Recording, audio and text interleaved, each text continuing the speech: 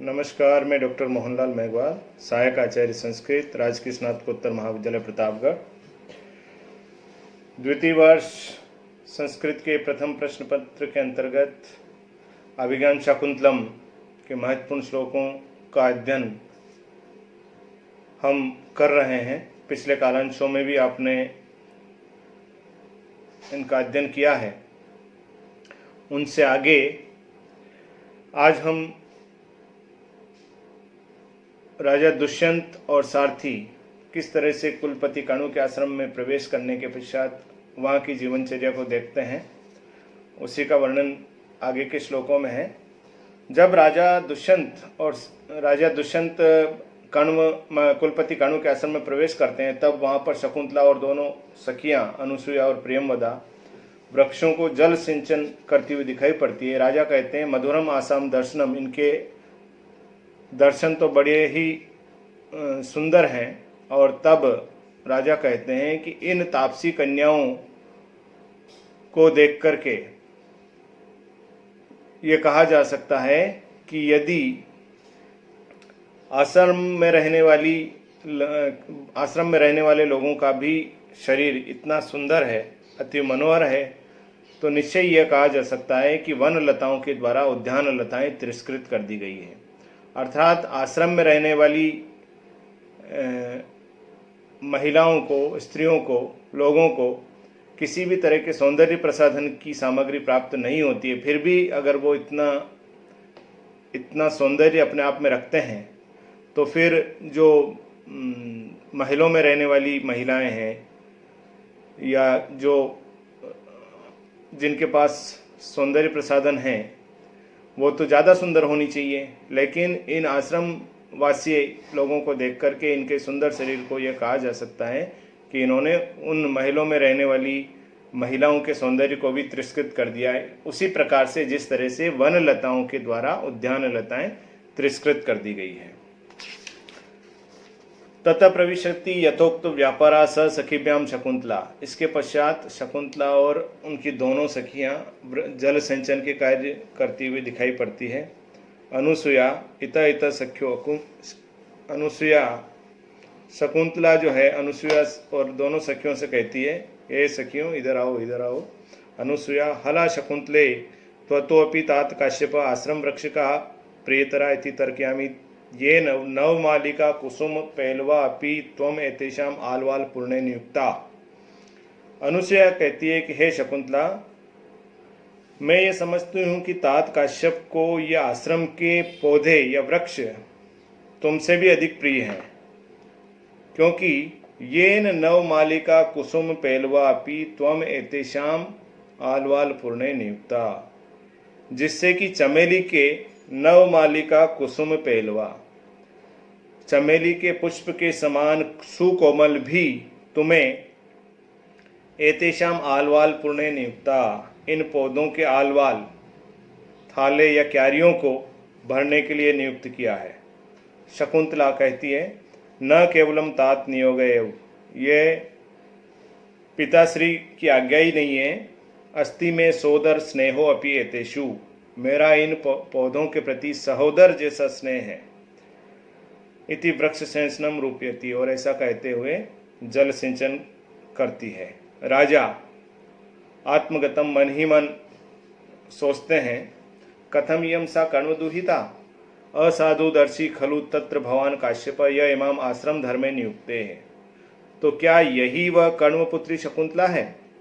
असाधुदर्शी खलु तत्र भवान काश्यप, सचमुच महर्षि कर्ण बड़े विवेकहीन हैं, यह इमाम आश्रम धर्मे नियुक्ता, जो कि इस शकुंतला को आश्रम कार्य में नियुक्त कर रहे हैं।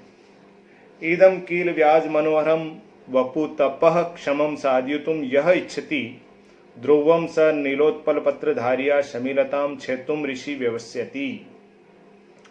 निश्चय ही महर्षि कर्ण जो है विवेकहीन है। कैसे?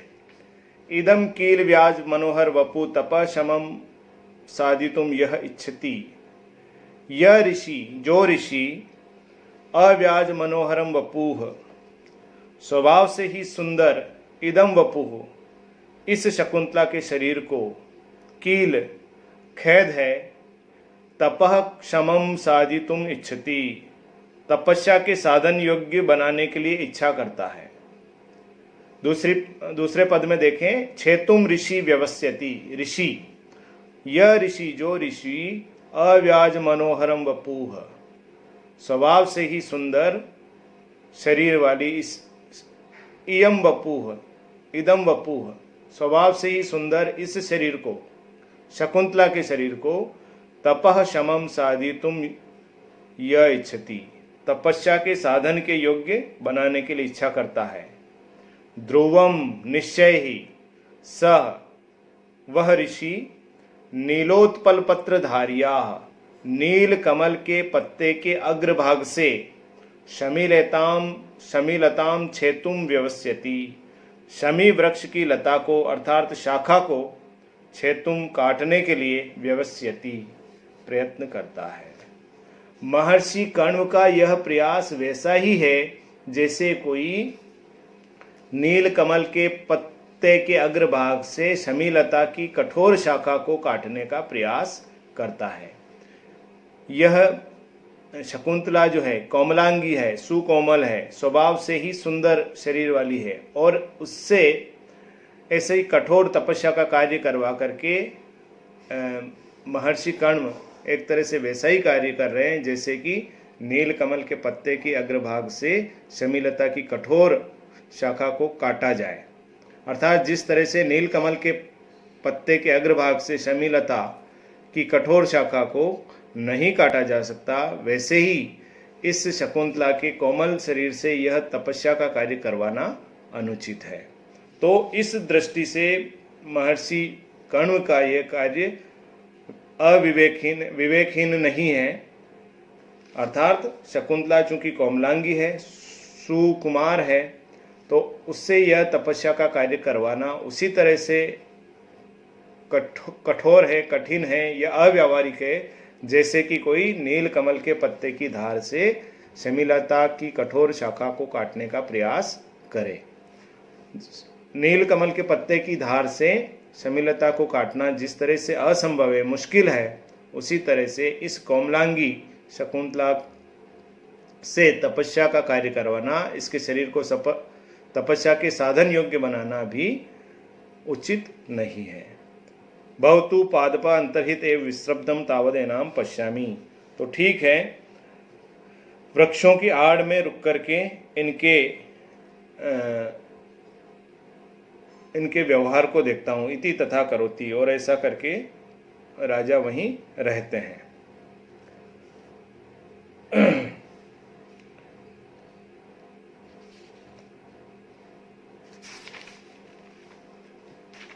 फिर राजा कामम अनुरूपम अस्या वपुषो वल्कलम न पुनर्अलंकार श्रियम न पुष्यति कुतः।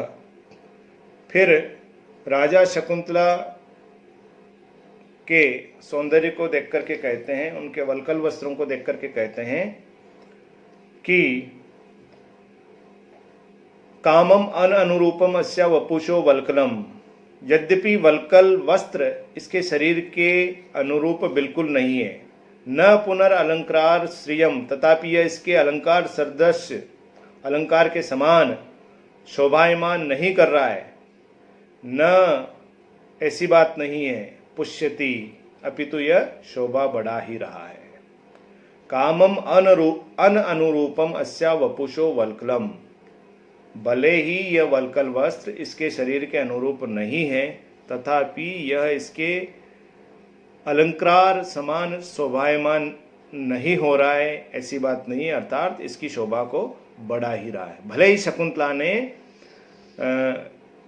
वल्कल वस्त्र पहन रखे हैं, भले ही इसके शरीर के ये अनुकूल नहीं है, इसकी शोभा नहीं बढ़ा रहा है, ऐसी बात नहीं है, अपितु इसकी शोभा को बढ़ा ही रहा है। कुतः, क्योंकि सरसिज्जम अनुविद्धम शेवेलना अपि रम्यम मलिनमपि हिमांशो लक्ष्मीं तनोति इयम अधिक मनोज्ञा वल्कलेना अपि तन्वी किमिवि मधुराणाम मंडनम नाकृतिनाम।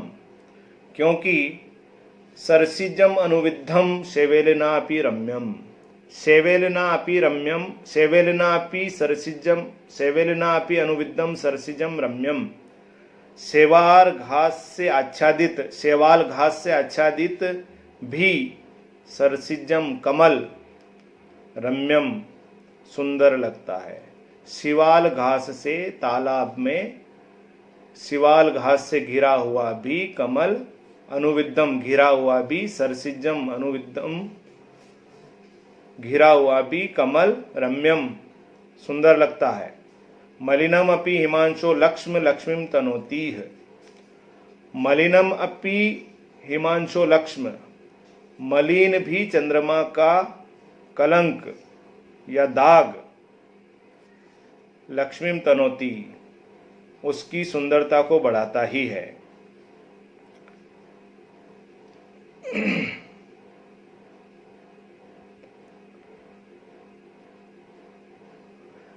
अधिक इदियम अधिक मनोज्ञा वल्कलेनापि तन्वी है। वल्कलेनापि वल्कल वस्त्र से भी, इयम तन्वी यह कृशांगी शकुंतला अधिक मनोज्ञा अधिक सुंदर लग रही है, अधिक मन को हरने वाली लग रही है। मधुराणाम आकृतिनाम किमिव ही न मंडनम।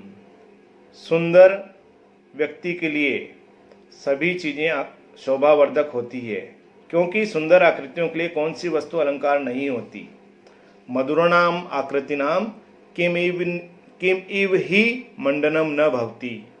सुंदर आकृतियों के लिए कौन सी वस्तु अलंकार नहीं होती, अर्थात सभी वस्तुएं उनके लिए शोभावर्धक होती है।